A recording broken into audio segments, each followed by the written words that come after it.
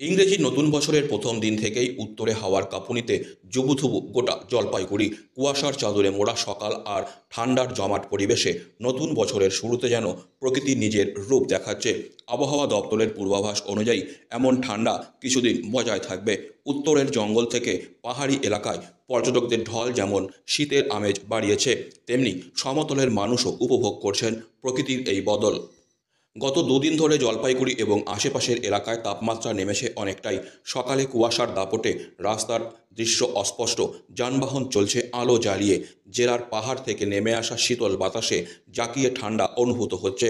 শরীর গরম রাখতে কেউ আগুন পোহাচ্ছেন, কেউ আবার ভিড় করছেন স্থানীয় চায়ের দোকানে। শীতের তীব্রতা আর ঠান্ডা বাতাস থেকে একটু আরাম পেতে শহরের বিভিন্ন চায়ের দোকানে ভিড় জমেছে সকাল থেকে। গরম চায়ের কাপে চুমুক দিতে আসা মানুষদের মধ্যে দেখা যাচ্ছে এক স্বতঃস্ফূর্ত উচ্ছ্বাস। আবহাওয়া দপ্তরের মতে নতুন করে কোনো পশ্চিমী ঝঞ্ঝা আসলে এই শীত আরও বাড়তে পারে। কিছুদিন আগেও অনেকের মনে সন্দেহ ছিল, এবছর কি আদৌ শীত আসবে। বছরের শুরুতে সেই অপেক্ষার অবসান ঘটিয়েছে উত্তরে হাওয়া।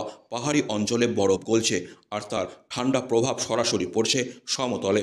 ফলে শীতল আবহাওয়ায় জেলা জুড়ে ফিরে এসেছে সেই কাঙ্ক্ষিত শীতের আমেজ।